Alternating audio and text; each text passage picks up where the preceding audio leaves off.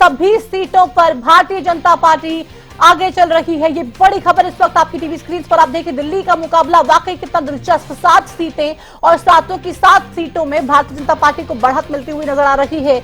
आप देखिए आम आदमी पार्टी इस वक्त क्या सोच रही होगी, क्योंकि सबसे बड़ा एक जो कार्ड खेला गया उनकी तरफ से, अरविंद केजरीवाल को जिस तरीके से जेल में डाला गया, ईडी ने शराब घोटाले को लेकर तमाम जो आरोप लगाए, गिरफ्तारी हुई, जेल गए, बाहर आए, किस तरीके से आरोप प्रत्यारोप का दौर चला। लेकिन इस बीच अगर दिल्ली से भी 7 सीटों पर बीजेपी को बढ़त मिल रही है तो आप सोचिए कितनी जो स्थिति है वो परेशानी भरी यहां पर रहने वाली है। जरूर आम आदमी पार्टी कांग्रेस का जो अलायंस फिलहाल यहां पर नजर आ रहा था, आप देखिए कहीं पर भी किसी भी तरीके से उनको आगे जाने का रास्ता नहीं मिल रहा है। 7 सीटों पे फिलहाल बीजेपी दिल्ली में भी आगे नजर आ रही है, सातों की सातों सीटें। इस बीच हरियाणा में भी कड़ा मुकाबला हो गया है। 4-4 गठबंधन आम आदमी पार्टी प्लस कांग्रेस का, इसको भी 4 सीटों पे जो इनके उम्मीदवार हैं वो आगे चल रखे हैं। और बीजेपी की भी अगर बात कर ली जाए तो जो 4 कैंडिडेट हैं वो भी आगे नजर आ रहे हैं। तो मुकाबला एकदम कड़ा है। रामराजी शर्मा जी आपसे बात कर रही थी, मैं आप अपनी बात पूरी कीजिए। फिलहाल हरियाणा में 4-4 का आंकड़ा, 4 कांग्रेस प्लस और 4 बीजेपी। रामराजी शर्मा जी, आपको बताया था हमने बहुत अच्छा काम किया है। आप रोजगार के ऊपर बात कर रहे थे, सबसे ज्यादा रोजगार हमने दिया है। हमने ठेका प्रथा खत्म करी है। ठेकेदार क्या करता था, पहले 1-1, 2-2 महीने के लिए रखता था, उससे पैसे ले लेता था, 2-4-6 महीने बाद उसको हटा देता था, फिर दूसरा रख देता था, उससे पैसे ले लेता था, उसका पीएफ ईएसआई जमा नहीं करता था। हमने ठेका प्रथा खत्म करी, कौशल रोजगार निगम हम लेकर आए, उसके अंतर्गत बच्चों को रोजगार मिल रहा है। और हमने सरकारी भर्तियों में भी पारदर्शिता अपनाई, बिना खर्ची बिना पर्ची के। आज किसान का बेटा, गरीब का बेटा, मजदूर किसानों की बात करें, हर जगह पर आप गए, किसानों ने विरोध प्रदर्शन किया, हर जगह पर, हर जगह आपके कैंडिडेट्स का विरोध प्रदर्शन हुआ। आप लोग लगातार कहते रहे कि वो प्लांटेड है, वो कांग्रेस द्वारा करवाया जा रहा है, कांग्रेस के लोग कर रहे हैं।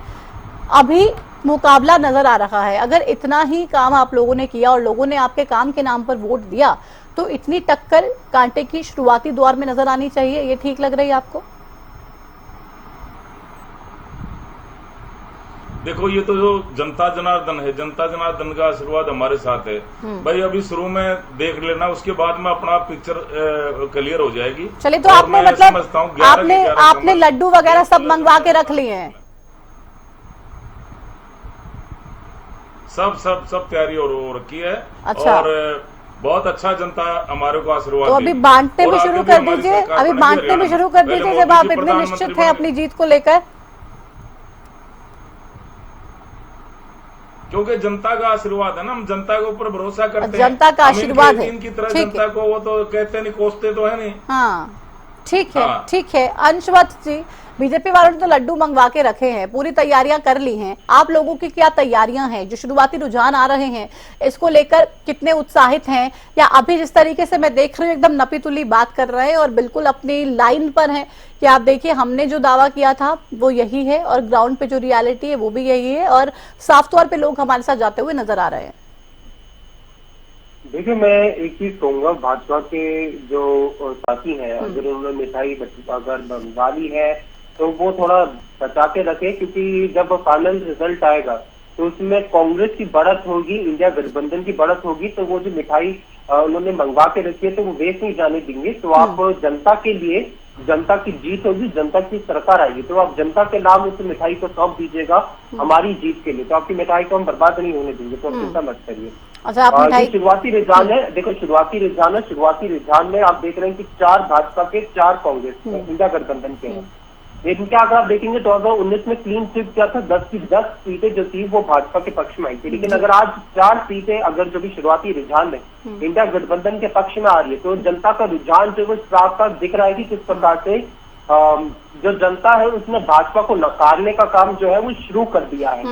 और इसका जो नतीजा है वो आगे जैसे जैसे रुझान जो बढ़ता जाएगा उसमें वो साफ साफ दिखता रहेगा कि किस प्रकार से जनता ने भाजपा को नकारने की जो प्रक्रिया वो शुरू कर दी है। चलिए देखते हैं कि भाजपा को नकारते हैं, आप लोगों के साथ जाते हैं। बड़ा सवाल, 230 पर फिलहाल एनडीए और 138 पर इंडिया गठबंधन के जो उम्मीदवार हैं वो रुझानों में आगे चल रहा है। ये अपडेट लगातार हम अपने दर्शकों को बता दें। 4 पर कांग्रेस, 4 पर बीजेपी, कड़ा मुकाबला इन दोनों के बीच में नजर आ रहा है। और कहीं ना कहीं इस बार जो रिजल्ट हैं वो ये बता सकते हैं कि वोटर्स जो हैं वो सब कुछ बताते नहीं है। जादौन साहब, वोटर्स जो हैं वो वैसे भी आप उनसे बात कीजिए, कुछ तो साइलेंट होते हैं जो कुछ कहते ही नहीं है। और ये कहा जाता है कि साइलेंट वोटर बीजेपी के पक्ष में ज्यादा है क्योंकि उनका वोटर जो है वो वोकल नहीं है।